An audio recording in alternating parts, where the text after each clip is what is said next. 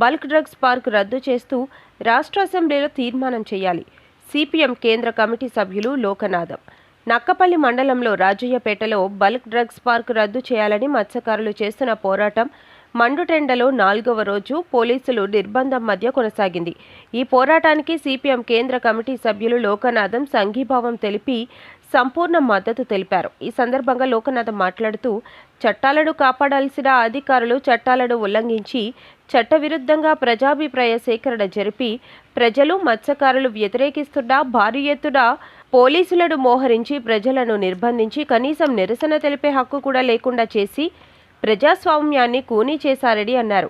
అధికారంలోకి వస్తే అండగా ఉంటారని నమ్మి ఓట్లు వేస్తే అనితమ్మ ఈరోజు రాజయ్యపేట మత్స్యకారులను నడి రోడ్డుపై మండుటెండలో కూర్చోపెట్టిందని అన్నారు. ఇప్పుడు మన పాయకరాపేటకి మంచి అవకాశం వచ్చింది. నాకు తెలిసి స్వతంత్రం వచ్చిన తర్వాత మొట్టమొదటిసారి మంత్రిగా ఒక అవకాశం వచ్చింది. మంత్రిగా ఒక అవకాశం వస్తే ఏం చేయాలి? గత పాదయాత్రలో ఇక్కడికి వచ్చి ఏమని నువ్వు చెప్పావు? ఆమె చెప్పింది ఏంటి? బల్క్ డ్రగ్కి మేము వ్యతిరేకం అని చెప్పారు. ఈరోజు ఏం చేస్తూ ఉన్నారు?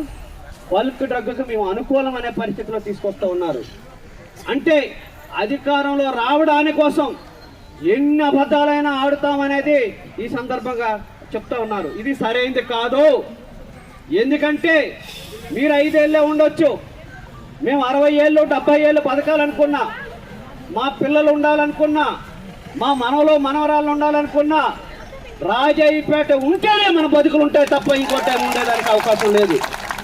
వీళ్ళు ఇక్కడ కాకపోతే నక్కపల్లి అడ్డ రోడ్డు కాకపోతే విశాఖపట్నం వెళ్తారు, విశాఖపట్నం కాకపోతే విజయవాడ వెళ్తారు, విజయవాడ కాకపోతే హైదరాబాద్ వెళ్తారు, హైదరాబాద్ కాకపోతే ఢిల్లీ వెళ్తారు. మనం ఎక్కడికైనా వెళ్ళేదానికి అవకాశం ఉందా? రాజయ్యపేటను మాత్రమే మనం నమ్ముకొని ఉన్నవాళ్ళం.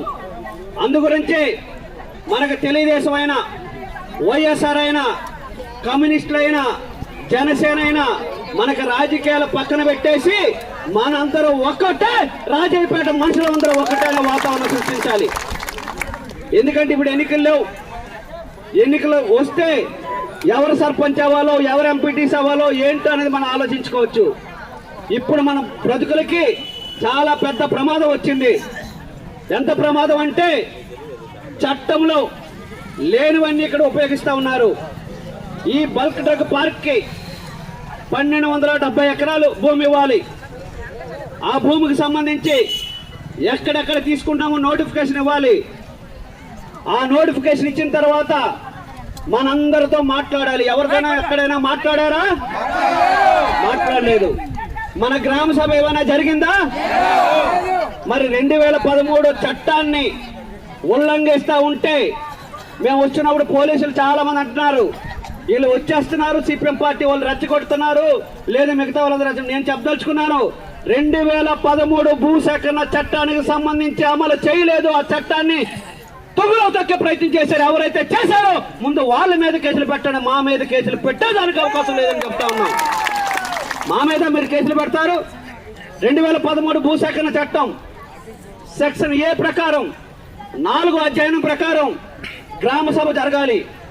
ఆ గ్రామ సభలో 80% మంది ప్రజలందరూ ఆమోదించాలి. ఎవరైనా ఆమోదించారు? ఇందులో ఆమోదించలేదు. ఆమోదించినట్టు ఈ గ్రామంలో ఏమైనా నోటీస్ పెట్టారా? ఎంత ప్యాకేజ్ ఇస్తామని ఏమైనా చెప్పారా? ఏ రకమైన ఈ భౌగోళికంగా ఏమి ఇబ్బందులు వస్తాయో మన దగ్గరికి ఏమైనా చెప్పారా? ఏమి చెప్పకుండా దొంగ చాటున వచ్చి ఒక ప్రభుత్వం పబ్లిక్ హీరింగ్ జరిపి ఆ పబ్లిక్ హీరింగ్ లో మేమంతా పాల్గొంటామంటే మమ్మల్ని అందరూ అరెస్టులు చేసి జైల్లో పెట్టాలని ప్రయత్నం చేస్తే ప్రజాస్వామ్యంలో ఏది ఇది జయప్రదం కాలేదనేది మనకు స్పష్టంగా అర్థమవుతుంది. ఎందుకంటే ఒకవేళ కేసులు పెట్టాల్సి వచ్చి జైల్లో వెళ్తే మేమందరూ రాజయ్యపేటలో అందరూ వచ్చేస్తామని మాత్రం చెప్పదలుచుకున్నాం. ఎందుకోసం పోరాటం చేస్తున్నాం? మన జీవితాల కోసం, మన భవిష్యత్తు కోసం, మన కుటుంబాల కోసం. గాంధీజీ ఎందుకు పోరాటం చేశాడు? జాతీయోద్యమానికి సంబంధించి దేశాల్లో అందరూ శుభ్రంగా బ్రతకడానికని.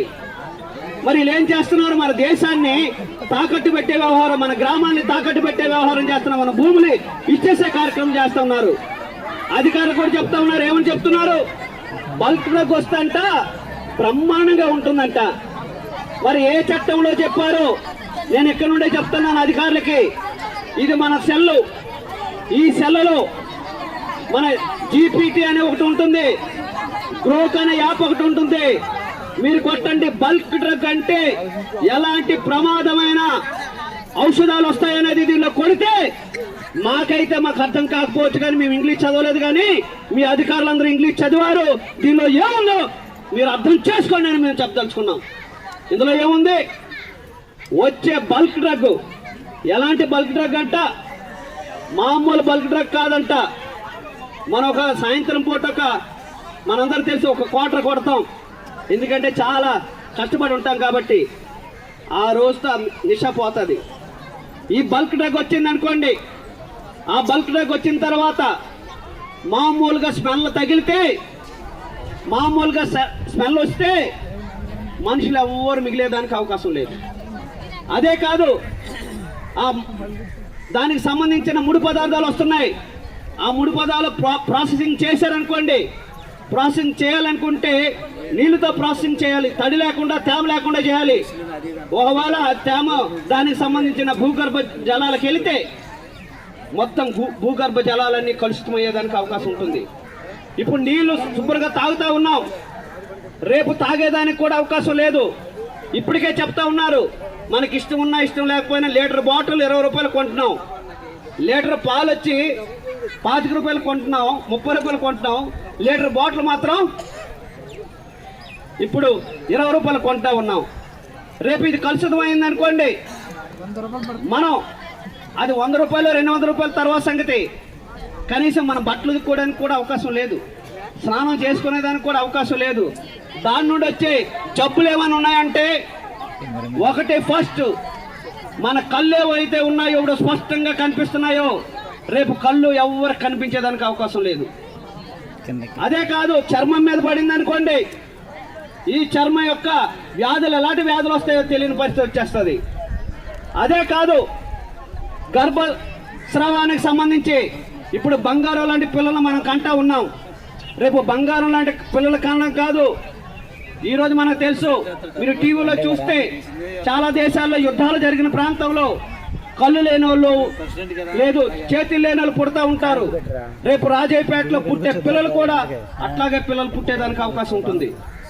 అదే కాదు, ఇప్పుడు ఒక ప్రమాదకరమైన జబ్బు వచ్చింది, మీ అందరూ తెలుసు. టీబీ కాదు, జ్వరం కాదు, క్యాన్సర్ అనే వ్యాధి ఔషధాలు వస్తే మొట్టమొదటి వచ్చేది అలాంటి జబ్బు. మరి అలాంటి జబ్బులు కొనుక్కొని తీసుకొస్తామా మనం? ఇప్పటికే ఎట్రా వచ్చింది. ఎట్రా వచ్చిన తర్వాత అంతకుముందు ఎన్ని చేపలు ఉండేవో మనందరూ తెలుసు. ఏ చేపలు కావాలంటే ఆ చేపలు తినేవాళ్ళం.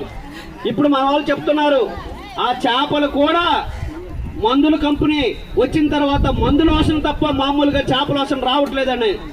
అంటే ఒక్క కంపెనీకి అలాగ వస్తే, రేపు ఈ బల్క్ డ్రగ్ వచ్చిన తర్వాత ఈ పైప్ లైన్ పెడితే కనీసం గంగమ్మ తల్లి మామూలుగా ఉంటుందా?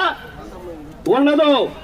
అందుగురించే ఎవరికైనా కోపం వస్తే కోపం రావచ్చు, కానీ గంగమ్మ తల్లికి కానీ కోపం వచ్చిందనుకో ఏమొస్తుంది? మనందరికీ సునామీ వచ్చేస్తుంది. గంగమ్మ పుత్రులుగా మన కోపం వస్తే ఏం చేస్తాం? ఈ ప్రభుత్వం సంగతి తేల్చేస్తామని మాత్రం స్పష్టంగా మనం అర్థం చేసుకోవాలి.